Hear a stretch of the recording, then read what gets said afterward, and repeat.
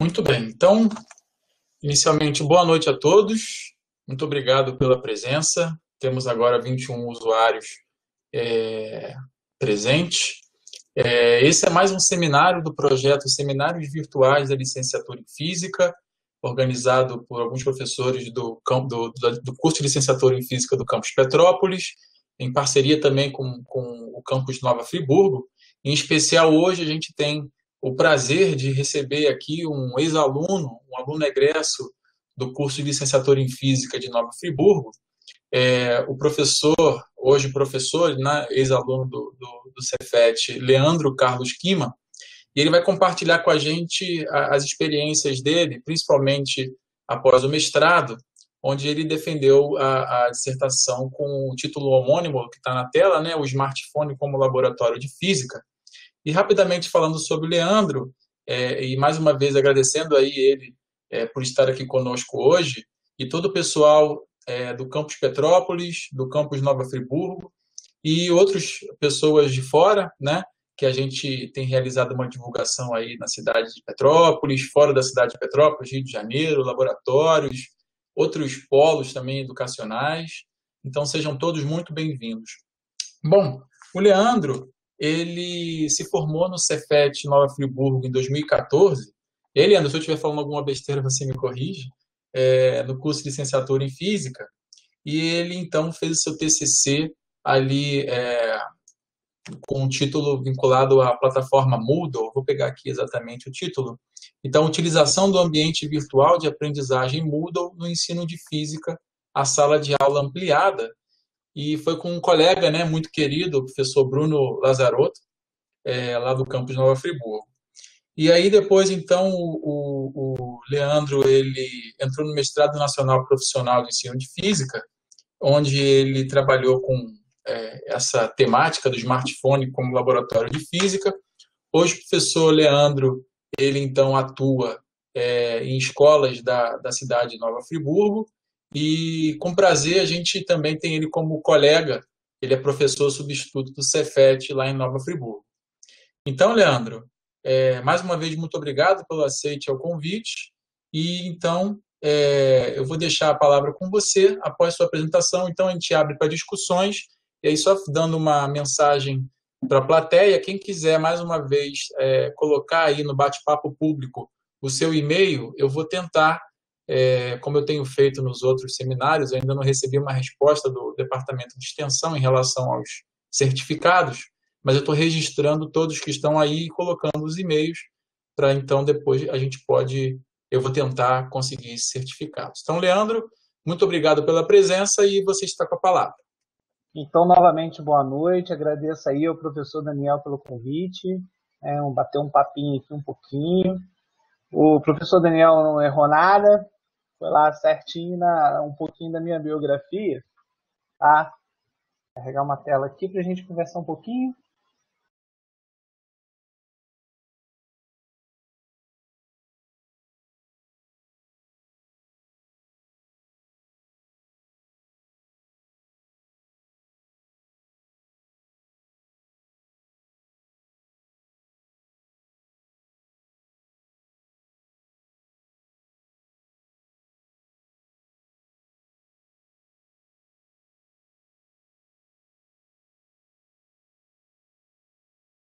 Prontinho?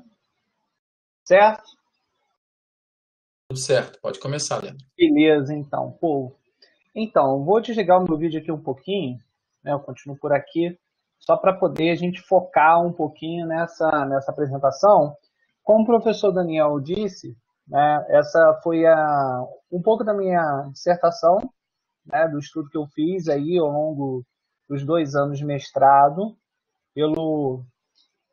pelo Mestrado Nacional Profissional em Ensino de Física, pelo campus da UFRJ em Macaé.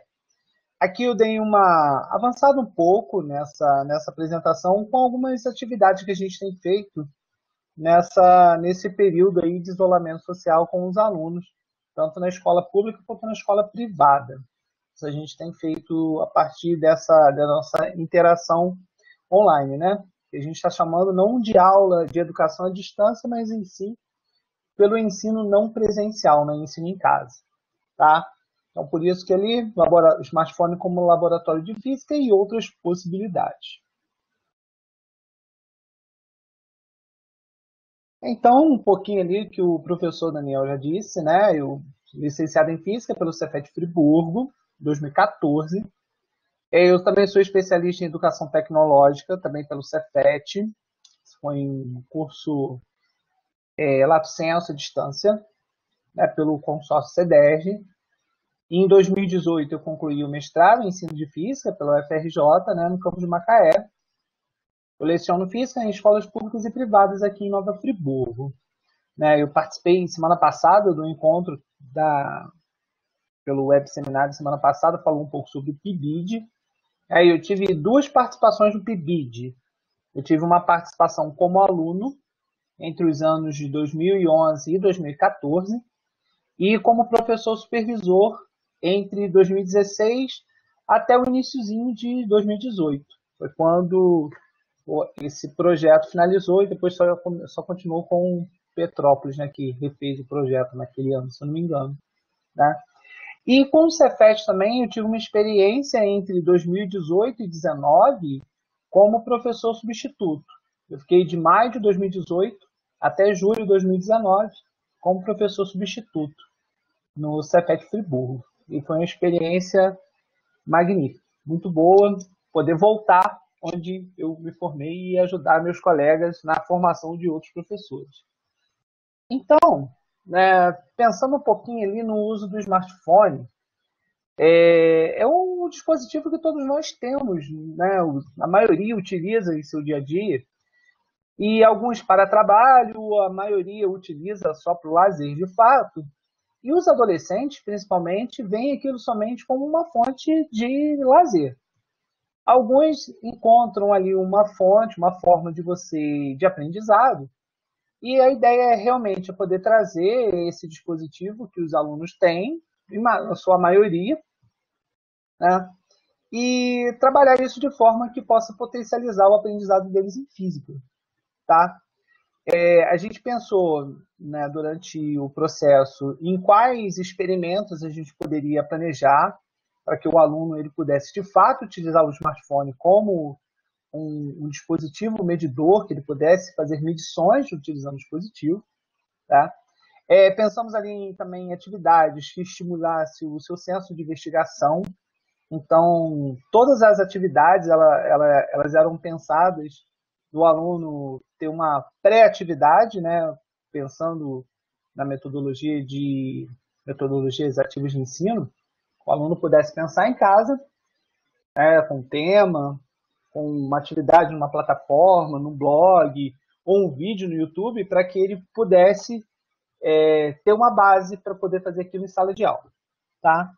E essa metodologia de ensino foi pensada aí ao longo desse processo de escrita da dissertação. Bom, pensando ali nas metodologias ativas, a gente sempre teve a ideia do aluno protagonista, né? Fugir um pouquinho da física, não que não seja importante, a gente pratica e é importante também o papel do professor ali ajudando o aluno, mas a gente pensou também na questão do aluno como um protagonista. Ele, de fato, poder experimentar algo que ele mesmo tenha produzido. E associado a isso, a gente pensou também no laboratório de ciências. Como que a gente lida hoje no laboratório de ciências, né? A gente não quer revolucionar o laboratório de ciências com esse trabalho, mas a gente vai apontar outras possibilidades para que a gente possa, principalmente na escola pública, poder trabalhar algo que faça sentido para aquele aluno. Tá? Pensando também nessa questão da popularidade dos dispositivos, são só algumas informações.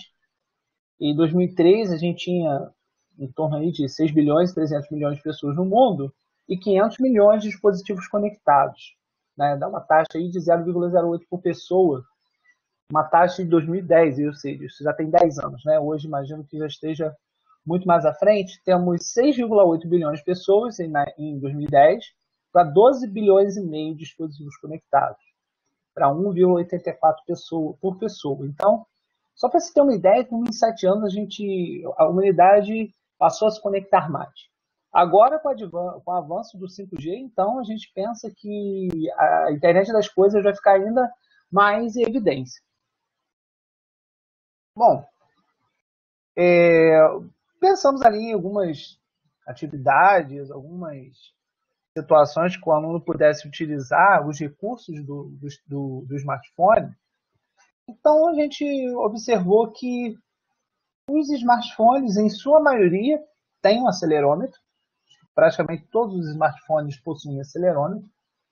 O barômetro não é um sensor que a maioria dos dispositivos não tem, mas dispositivos mais modernos, talvez os mais caros, infelizmente, são aqueles que possuem barômetro.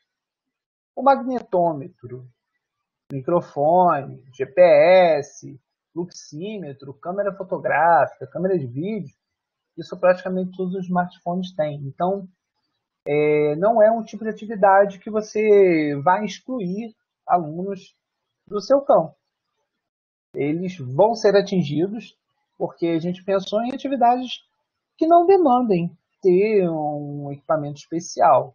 Um smartphone de baixo custo, já é possível realizar atividades com eles.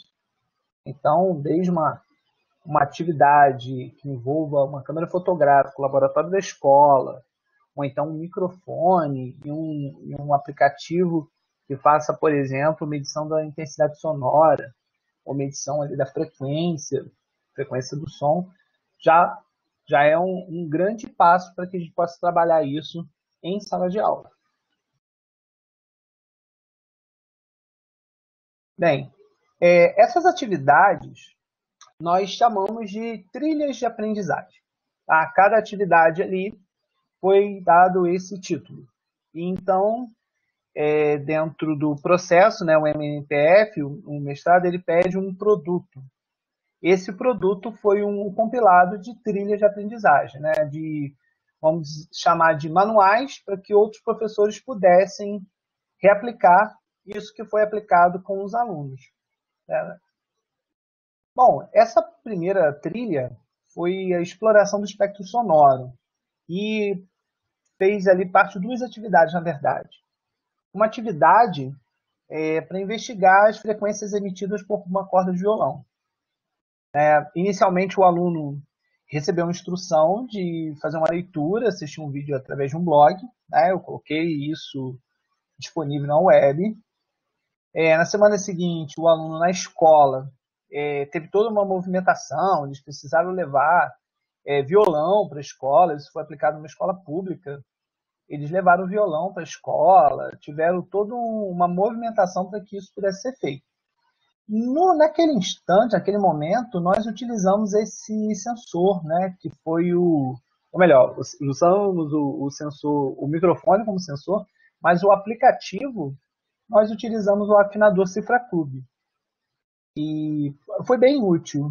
Acho que ali a gente conseguiu perceber, de fato, que os alunos puderam avançar bastante em alguns conhecimentos que talvez ele não tivesse caso ele não pudesse fazer essa atividade prática.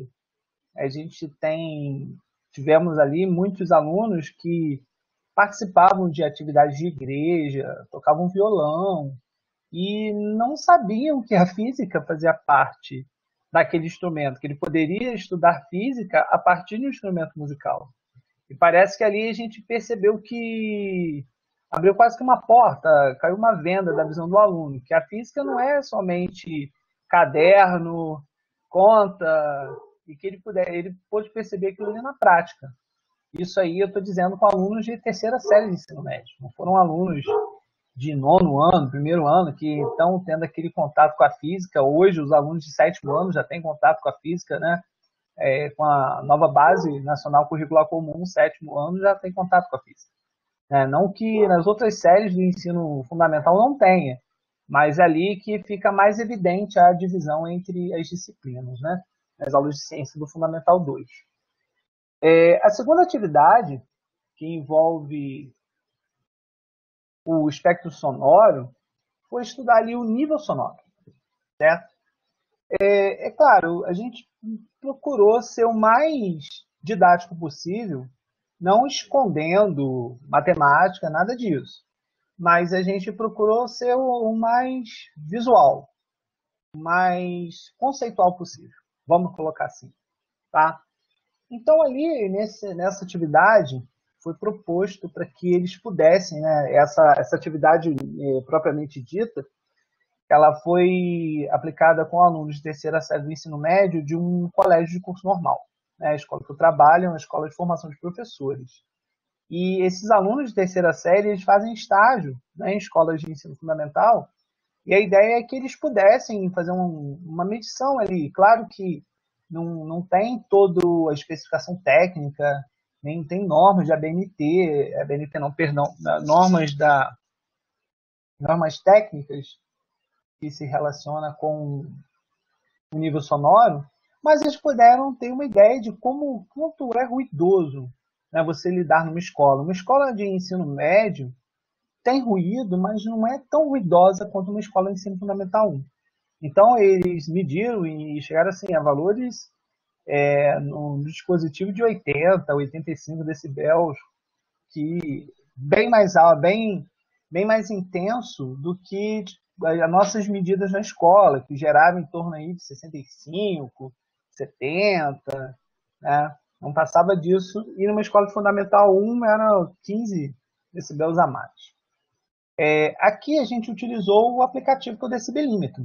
Ele tem esse nome mesmo, né? Essa aí é um print da tela dele, e que foi trabalhado. E foi bem interessante, né? Eles chegaram à conclusão que muitas doenças são causadas por excesso de exposição a níveis sonoros elevados.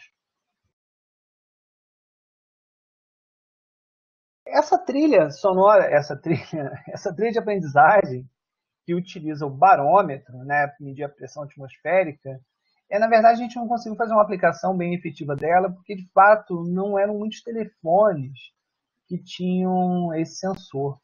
Tá? Precisaríamos ali de smartphones preço mais elevado. Então, para não ficar não muito justo, a gente preferiu fazer somente uma exibição em sala de aula, né, mostrar que existe o barômetro, como que se faz, que a gente pode medir tanto a pressão atmosférica como medir a altitude, mas tem uma trilha lá pensada sobre isso.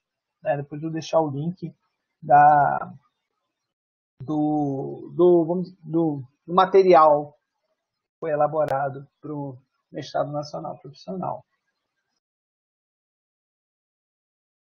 E essa é uma trilha de aprendizagem que pode ser feita, e se a gente precisou fazer num laboratório, né, utilizando ali alguns dispositivos no laboratório de ciências da escola, o laboratório de física.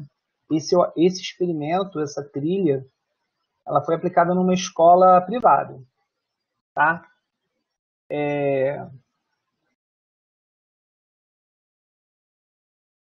Vamos lá. Essa trilha, a gente pensou em medir, né, o coeficiente de atrito cinético. Foi até uma maneira ali, pensada ali, para poder chegar a uma conclusão matemática de como medir o atrito cinético, né, entre dois dispositivos, entre duas superfícies, utilizando o smartphone. Tá? Foi medir o coeficiente de atrito, além disso, a gente pôde também calcular ali o trabalho da força resultante, e pensando ali no teorema trabalho e energia cinética, a velocidade inicial de movimento. E aí nós utilizamos o acelerômetro e utilizamos também, como na outra atividade, o smartphone do aluno. Né? Não foi o meu smartphone, foi o smartphone do aluno, com esse aplicativo da Pasco SparkView. E foi pedido para o aluno fazer o download, instalação prévia, e a gente pôde fazer essa atividade no laboratório de física da escola. Tá? Aqui tem 3 fotografias que ilustram um pouquinho de como isso foi feito. Eu acho que eu tenho até uma ex-aluna aí que está cursando física aqui na Unidade Friburgo. Estou vendo que ela está na sala. Eu acho que ela fez parte, foi uma das minhas cobaias nesse experimento. Com certeza que ela foi uma das cobaias nesse experimento. Ali eu tenho o smartphone, ele foi preso a um bloco, né, um bloquinho de madeira, e a gente preparou o espaço para que esse bloquinho ele pudesse escorregar nessa superfície. E a gente teve todo o cuidado de tentar manter esse bloco, esse smartphone, com a mesma direção ali, que ele pudesse não rotacionar, para que a aceleração pudesse ser numa única dimensão. Tá? E a gente conseguiu ali, né, inferindo ali que a única força que agia enquanto ele se deslocava na direção horizontal ali era o atrito, e seria ali que aquilo era a força resultante, e a partir daí a gente poder desenvolver e encontrar o atrito cinético, né, o coeficiente de atrito cinético. Interessante que diversos smartphones diferentes, né, de pesos diferentes, e a gente conseguiu chegar ali a um valor ali, na média, muito próximo, né? Se não me engano, era 0,34, né? E com grupos diferentes, a gente chegar ao mesmo valor, né? Com turmas diferentes, grupos diferentes, chegar ao mesmo valor, significava que realmente a ideia ali era válida, dava para poder explorar isso bastante. E foi muito interessante, porque eram alunos de escola privada. A gente foi aplicado com turmas de primeira série, depois turmas de segunda série também, que à época viam o mesmo conteúdo. E foi bem interessante, foi uma coisa assim prática que eu fiquei muito satisfeito em ter preparado, pensado sobre isso e depois a gente ter executado e chegado a um bom resultado. Isso foi muito legal. E é claro, o entendimento dos alunos, né, que eles puderam aprofundar um pouco mais sobre esse conceito.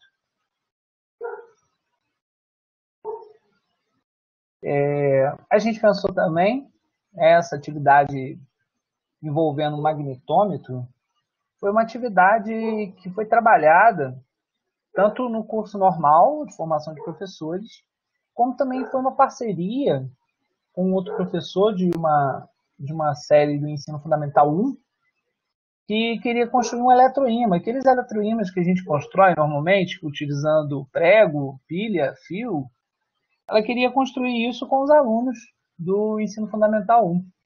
Então a gente construiu isso com alunos de quarto ano de ensino fundamental 1.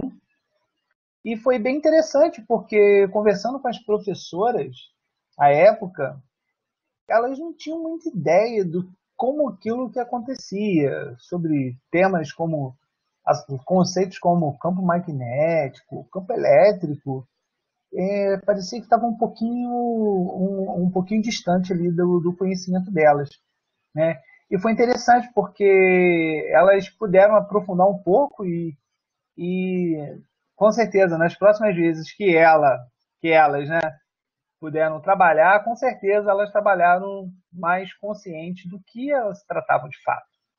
Então a gente pôde medir, né, qualitativamente esse campo elétrico, esse campo magnético, tá? E para o que foi proposto foi bem atendido o objetivo. Essa é uma outra proposta que também foi aplicada, a gente conseguiu preparar, fazer essa trilha.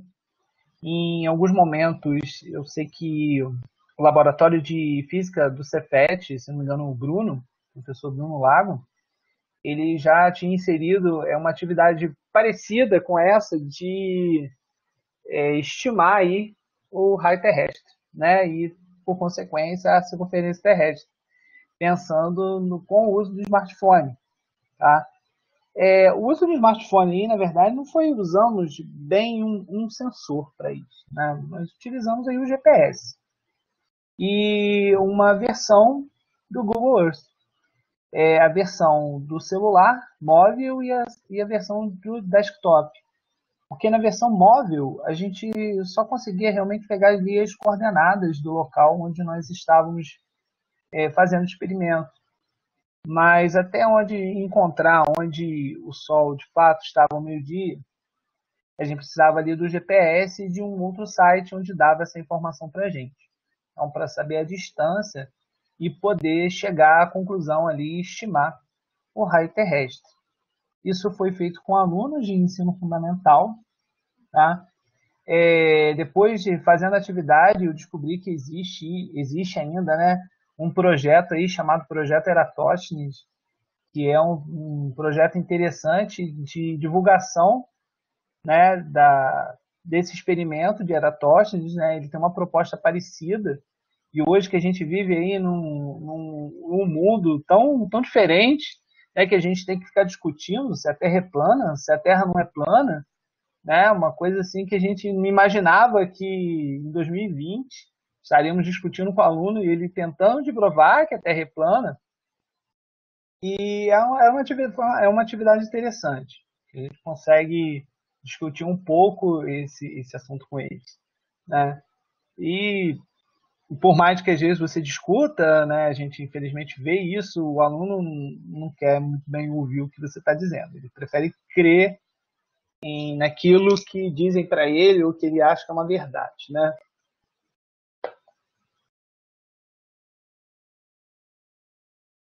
Bem, ali, em todas as atividades propostas, foram utilizados aplicativos diferentes, né? Em cada atividade foi proposto um aplicativo.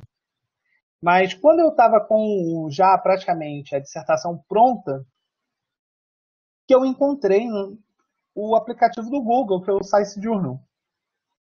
O Science Journal ele possui essa característica de leitura de todos os sensores do smartphone. Então, cada uma daquelas trilhas que foi preparada, ela pode sim, ela pode ser utilizada somente com Science Journal. Então, eu mantive ali o trabalho original, mas pode ser feito somente o uso do Science Journal para qualquer trilha como aquela.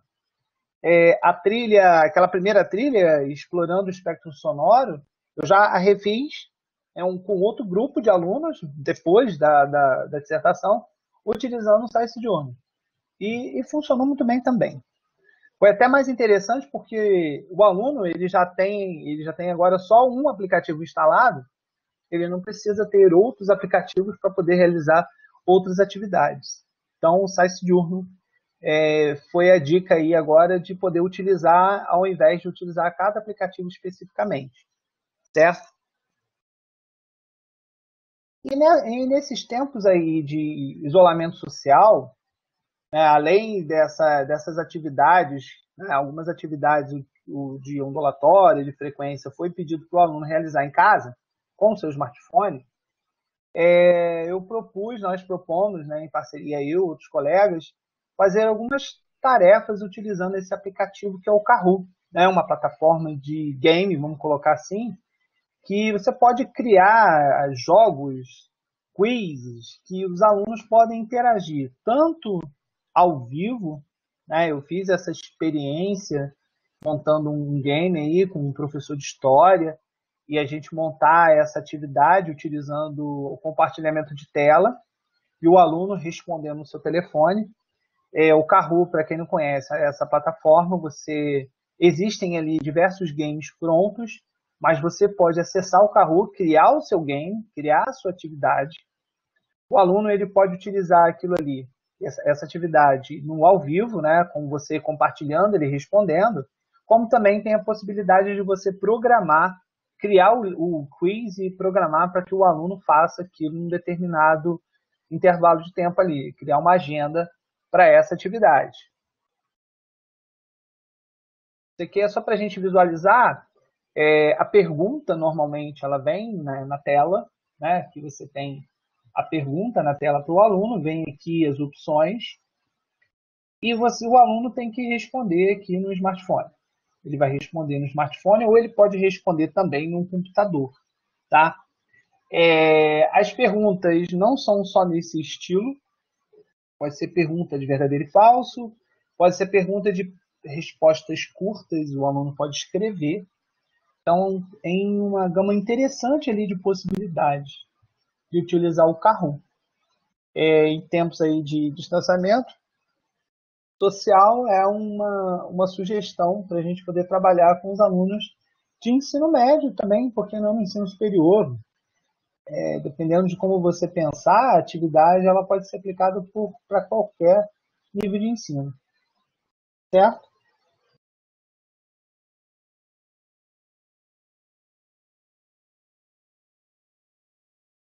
Bem, com esse trabalho a gente percebeu um desenvolvimento melhor dos alunos em termos de autonomia, interatividade.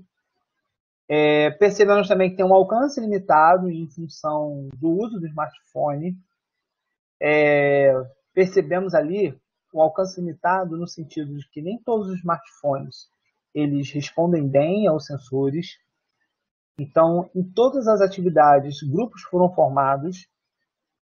Com relação aos alunos que nós trabalhamos, aos alunos que nós trabalhamos e também aos professores, foi percebido que aqueles professores no ensino fundamental 1 melhoraram o seu conhecimento com relação a conceitos de física que eles trabalham no seu dia a dia, mas que de fato ainda não tinham conhecimento disso, certo?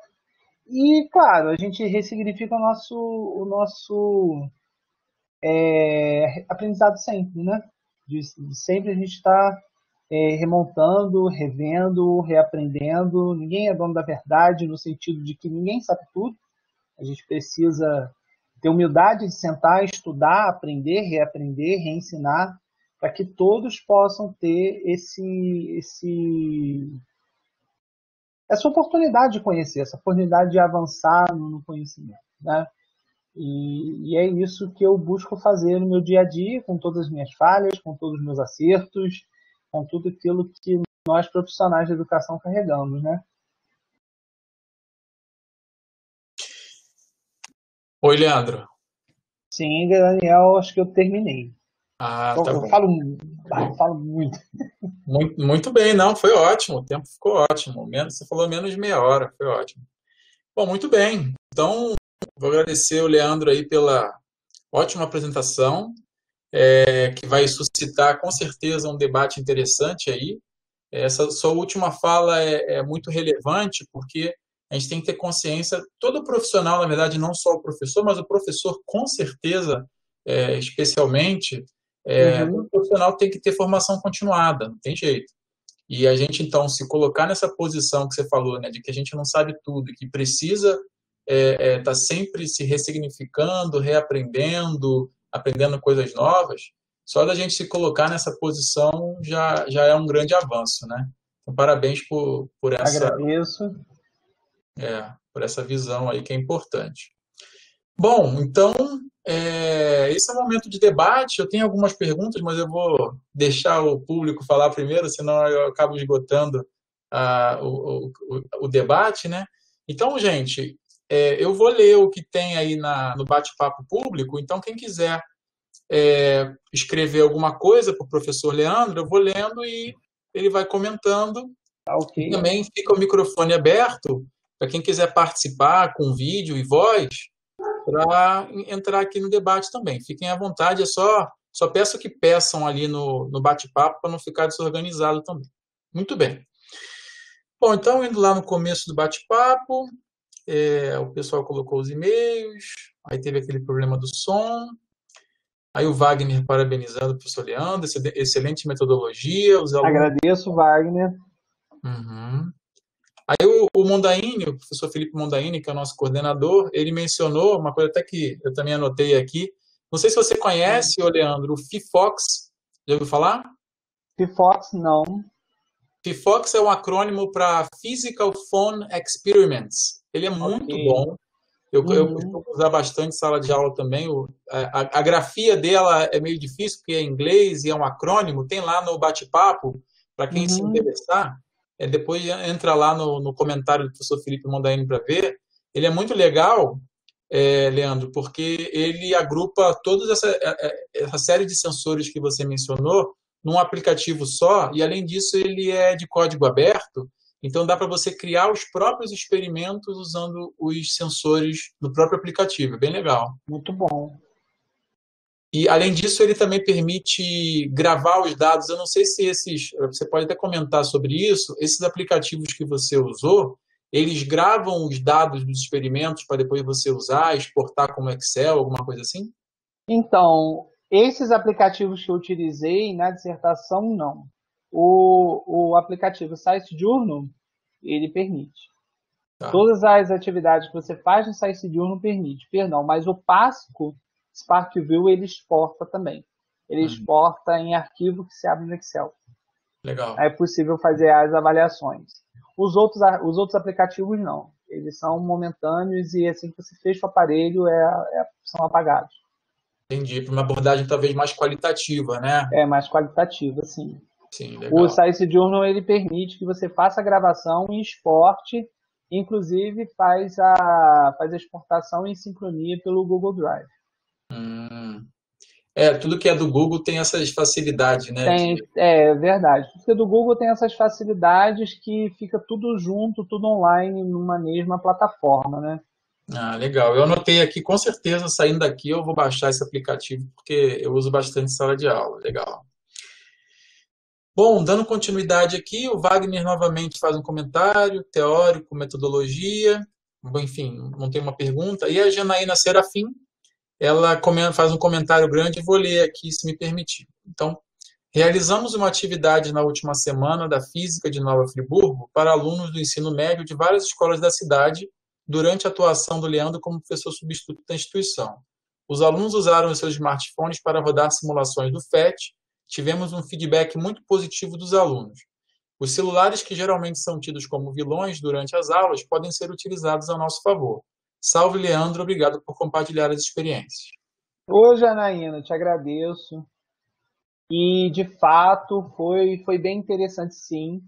Nós tivemos a presença de alunos de algumas escolas públicas no Cefet, né, na Semana da Física, realizando atividades utilizando o FET. Alunos de primeira série, alunos de segunda e terceira série, fazendo atividades diversas com o FET. Foi bem interessante. Algumas atividades eu refiz em sala de aula com os alunos de ensino médio e, de fato, é muito legal quando você vê o aluno ali envolvido com o que está fazendo. Não estou pensando, não tô ali naquele momento. Em algumas situações, a gente não está preocupado de fato como é que ele vai chegar ao final, mas a gente está preocupado ali naquele processo. Qual é o envolvimento dele com o assunto?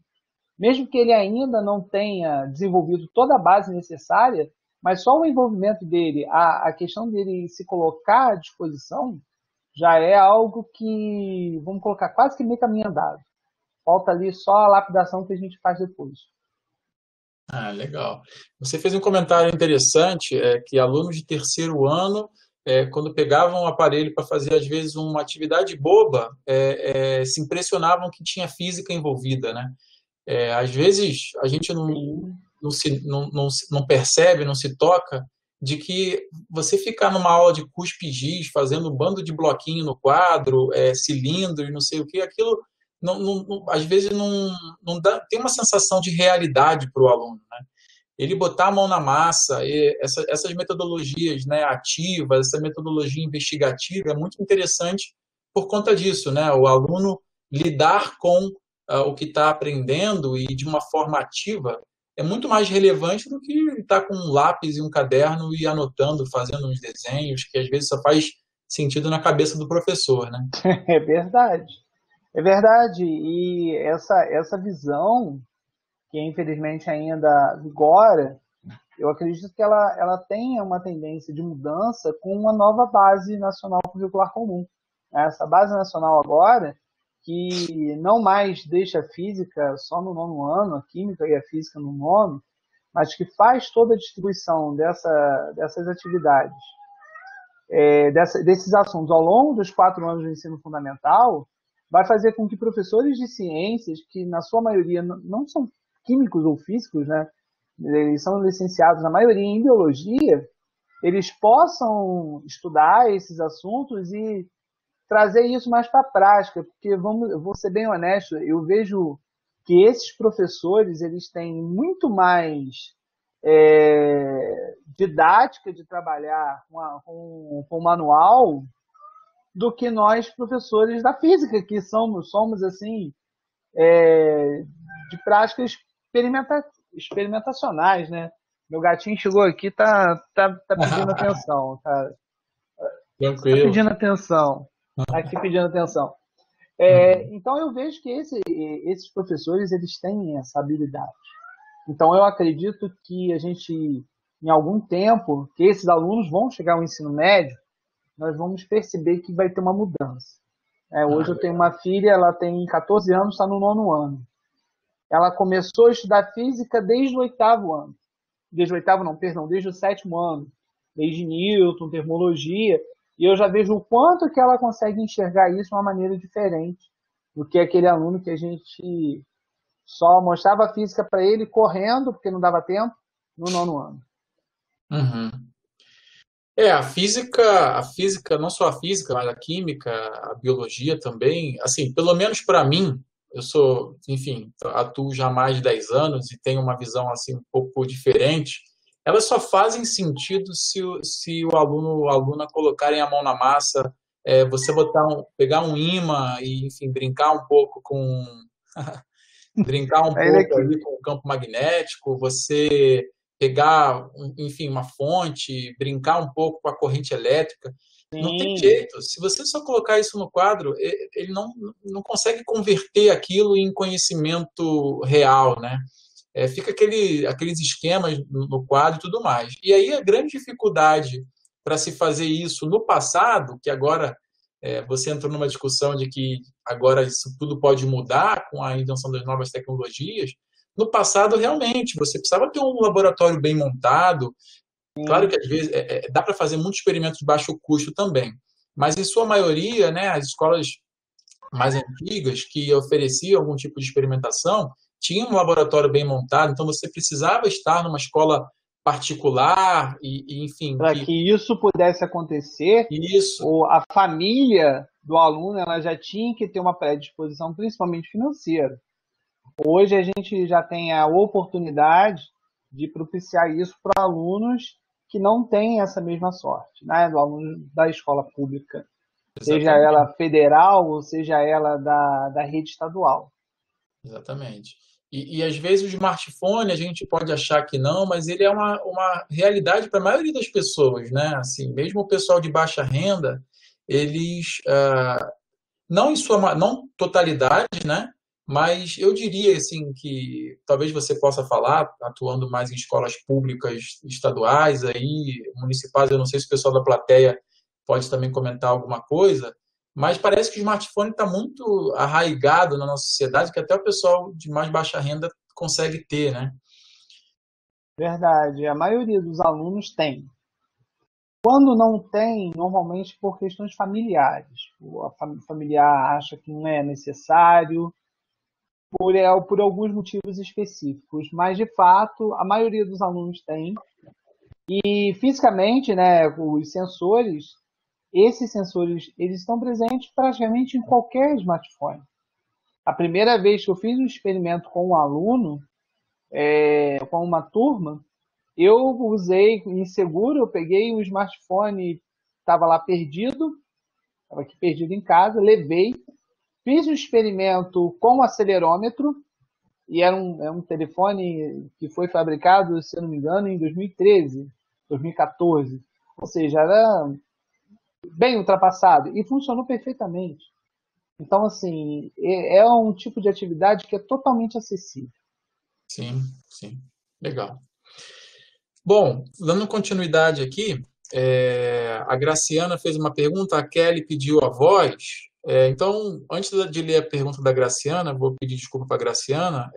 Então, eu vou abrir o microfone aqui para a Kelly fazer um comentário, por favor. Kelly, fica à vontade. Alô, vocês conseguem me ouvir? Sim? Sim, Bom, boa noite primeiro a boa todos. noite. Primeiro, eu gostaria de parabenizar aos organizadores e ao professor Leandro pela apresentação. Foi uma grata surpresa. Eu já fui professora no Campus Valença, né, no Cefet Campus Valença, e atualmente eu moro no Rio Grande do Sul. Eu sou professora no IFRS.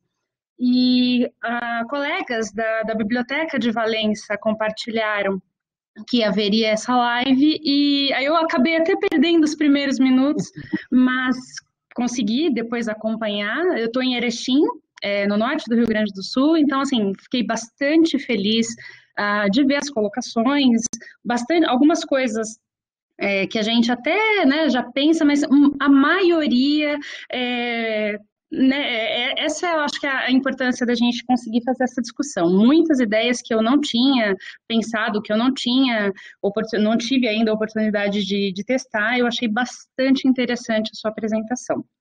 Então, no primeiro momento, a palavra é parabéns. Obrigado.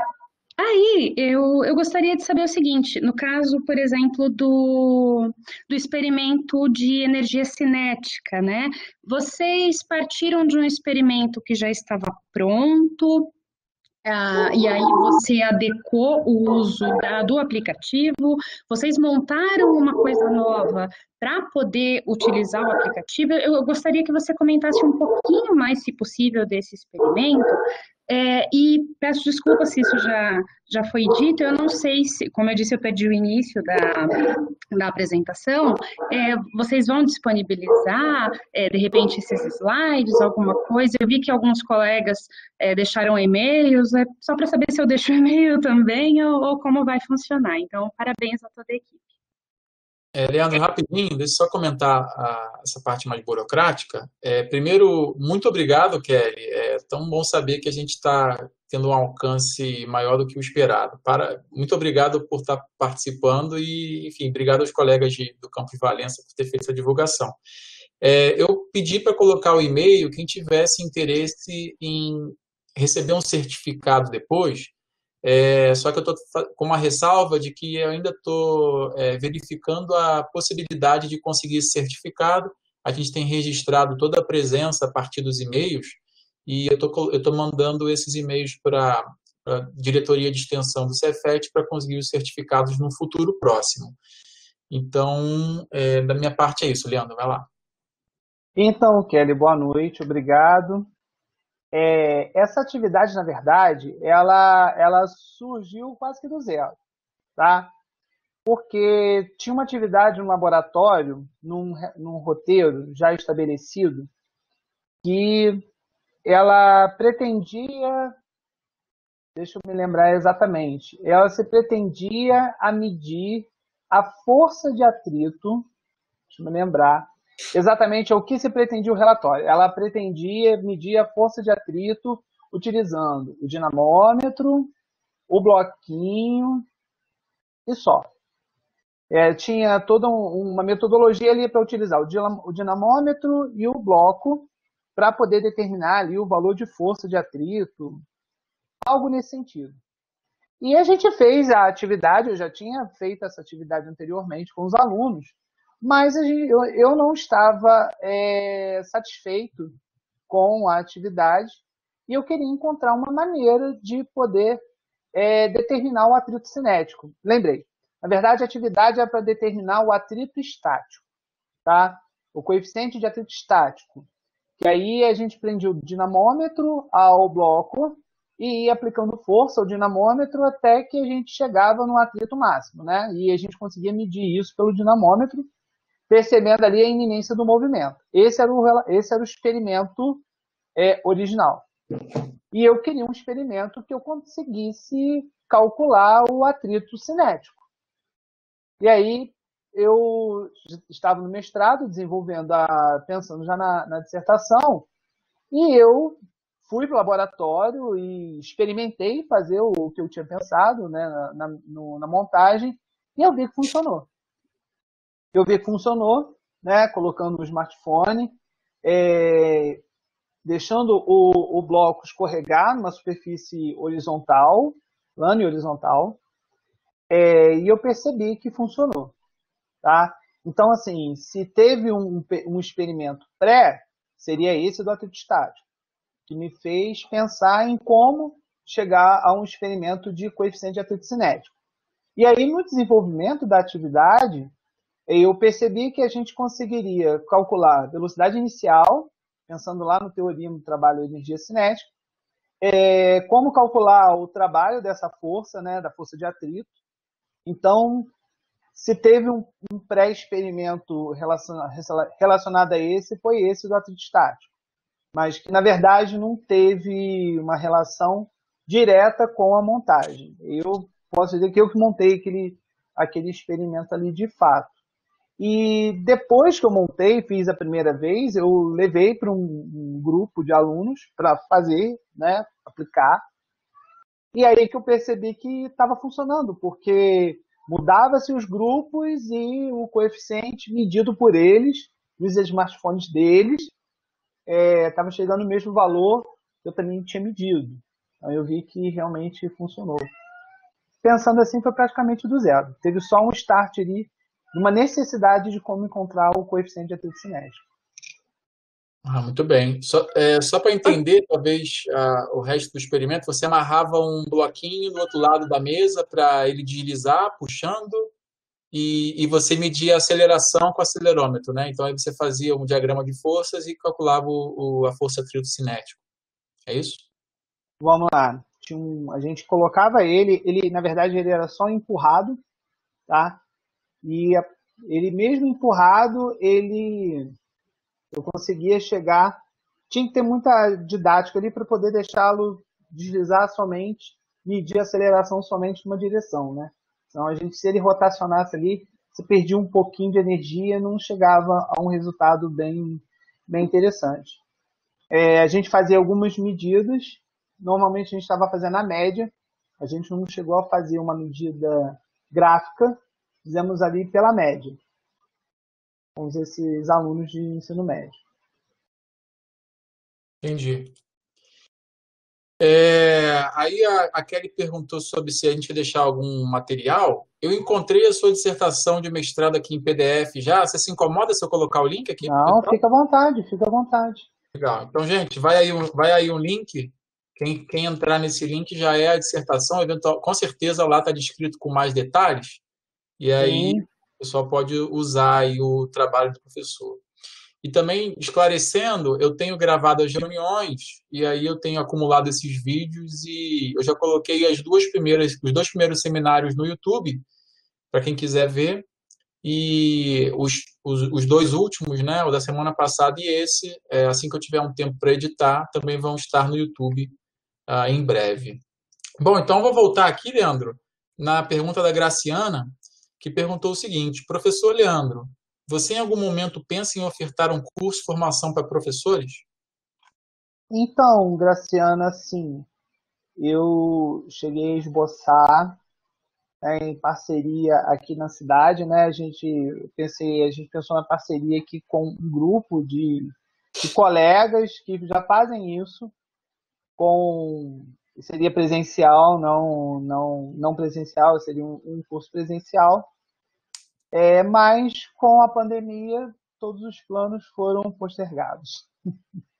No início da pandemia, a gente teve que postergar, mas é um grupo de colegas que tem já esse projeto de cursos. Os cursos que elas preparam normalmente são na área de linguagem, são professores da área de linguagem, mas que querem expandir a oferta de cursos, né, na área de ciência, na área de matemática, voltada para professores de ensino fundamental 1. Né? Que eu, pelo menos, acredito que ali é o celeiro, é ali que a gente tem que trabalhar. Se a gente quer uma educação melhor de qualidade, que a gente possa trabalhar com tranquilidade no ensino fundamental 2, no ensino médio, é cuidar do fundamental 1, principalmente nas áreas de matemática e ciências da natureza. Acho que a gente vai ter excelentes resultados trabalhando com esse grupo de professores. E eu já tento fazer isso da melhor forma possível no meu trabalho diário com os alunos do Instituto de Educação. E é fazê-los compreender isso da melhor forma possível. Sim, legal. A gente pode até pensar numa parceria. Aqui o pessoal do Cefet Petrópolis, eu, o professor Raul, professor Felipe, professor Alexandre, a gente interage bastante com essa questão do Arduino, uso do smartphone, novas metodologias. Talvez seja interessante também ter o pessoal do PIBID aqui, coordenado pelo professor Glauco, outros professores também que eventualmente se interessam em usar uma metodologia na sala de aula também. É legal. Bom, Então, em princípio, acabaram as perguntas aqui. Eu tenho só alguns comentários e umas perguntas para rapidamente aqui. Então, pelo que eu entendi, durante a dissertação você fez basicamente atividades qualitativas, né? Você não fez nada quantitativo com tomada de dados, análise de erro. A minha pergunta é nesse sentido, se você chegou a usar ele como laboratório mais formal. Não, essa atividade ela ficou mais no campo qualitativo, tá? Tá. Foi pensado, principalmente nessa atividade com o atrito cinético, em fazer algo mais formal. Mas eu confesso que o tempo era curto, infelizmente ali o tempo curto para poder trabalhar e trabalhar esses dados de maneira mais quantitativa com esses alunos, requer também um preparo para isso, né? Que não tem esse preparo, esse pensamento de análise de erro, como a gente tem nos cursos da graduação. Que a Sim. gente pode trabalhar, ele já tem todo esse preparo. Estatística de dados, né? É complicado. Exatamente. E quando eu escrevi a redação, ainda não estava participando do Cefet como professor substituto. Na Uhum. verdade, a coisa aconteceu assim, eu defendi minha dissertação no dia 4 de maio de 2018. No dia 8 de maio de 2018, eu assinei o contrato com o Cefet. Legal. Então, foi assim, foi tudo muito rápido ali. Uhum, entendi. Não, legal. Eu tenho um comentário em relação a isso, importante, porque isso que você comentou é muito relevante, porque se o aluno não tiver um arcabouço ali, né, um fundamento sobre o tratamento de dados, o que que é um experimento na ciência, pode ser até frustrante para ele chegar num valor experimental que é diferente do valor teórico. Então, você faz um experimento para obter a aceleração da gravidade, deveria obter 9,8, obtém 9,9, por mais que seja próximo, para quem entende um pouco de física experimental, sabe que próximo não é suficiente, né? E o aluno, quando olha dois números e os dois números são diferentes, ele acha que a ciência está errada, né? Ele quer dizer, ele acha não, ele pode achar que tem alguma coisa errada com que você ensinou. Então, pode ser até. Eu tive essa experiência, né, no laboratório de física. Eu Uhum. tive essa experiência dos alunos falarem: ué, professor, mas esse número é diferente do que a gente esperava. Tem alguma coisa errada com a ciência que a gente estudou, com as leis de Newton, algo do tipo. E aí, se não tiver esse embasamento, corre-se o risco de você colocar por água abaixo tudo que você vinha fazendo antes, né? Ou você pode até colocar o aluno em descrédito daquilo que ele tem trabalhado. Exatamente. E É, quando o aluno ele já tem esse conhecimento, não chegamos ao valor esperado. Então, vamos dar um passo atrás? Vamos ver onde nós podemos errar, qual a chance de erro, quais são aqueles erros ali mais prováveis que foram cometidos? E será que as condições que nós temos ali de trabalho são as condições ideais? Então, o aluno de ensino médio talvez não tenha essa maturidade que você tem com alunos que estão já dentro do curso, pelo menos, né, já tem aquele entendimento ali. uhum, exatamente. Bom, e por fim aqui, o Lucas Escamilha perguntou: Leandro, você percebeu que alguma ou algumas das trilhas em específico despertavam maior interesse dos alunos? Lucas, tudo bem? Eu percebi, sim. Quando você fala de música, parece que mesmo que o aluno não tenha entendimento do que é música, mas ele se interessava. Então, essa trilha que envolveu o uso do violão, acho que foi a que mais despertou interesse nos alunos. Até mais do que do atrito cinético, que foi melhor trabalhado, melhor pensado, assim, com mais ineditismo, na verdade, do que a do violão. A do violão foi a que mais despertou, talvez pela alusão com a música, né? E como eu falei, muitos alunos cantam, tocam em igreja, em grupos, e eles se familiarizaram com o assunto. Então, acho que é uma prática importante nossa como professor tentar observar qual é a realidade dele para que ele possa se interessar melhor pelos assuntos que a gente tem que tratar com eles. Ah, sim, legal. Realmente, sempre que tem música envolvida, os alunos se interessam mais. Eu também já notei isso. Bom, Lucas, então... Lucas não, desculpa, Leandro. Então, agora acabaram ali as perguntas. O Lucas está digitando alguma coisa, vamos ver se... obrigado. Obrigado. Bom, então, com isso, eu agradeço mais uma vez a sua apresentação e a disposição de estar aqui conosco, viu? Muito obrigado por compartilhar, parabéns pelo trabalho mais uma vez aí, em nome de todos os colegas da audiência. A gente não pode bater palma, mas, enfim, fica aí o nosso agradecimento. Eu agradeço. Se quiser falar algumas palavras finais, depois eu vou fazer a divulgação do próximo seminário. Mais uma vez, muito obrigado. Professor Daniel, eu agradeço novamente a oportunidade. Agradecer a todos do Cefet, Campus Petrópolis, Campus Friburgo. Toda a minha formação, ela se deve ao Cefet. Toda a minha boa formação se deve ao Cefet. Então, eu fico feliz por estar mais uma vez contribuindo com meus futuros colegas professores. Com certeza. Muito legal, muito legal. Muito obrigado mais uma vez. Agora eu vou colocar na tela aí a divulgação do próximo seminário. Então, já fazendo a propaganda, semana que vem, a gente vai ter aí o Ricardo Pérez, dia 17/6, quarta-feira. Ricardo Pérez vai falar para a gente sobre a ciência nos anos finais do ensino fundamental. Tem um pouco a ver com o que o Leandro estava falando, né? Então, é uma discussão interessante no ensino fundamental, que vai trazer aí um olhar para o ensino de física dentro do ensino fundamental. Então, para que suscite aí discussões interessantes, Leandro, você está convidado a participar também, e eventualmente a gente puxa de novo essa discussão aí que você trouxe.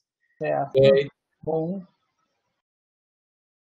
Então é isso, né, gente? Muito obrigado mais uma vez pela participação de todos. Espero vocês semana que vem. Então, é isso, gente. Obrigado, até a próxima, viu?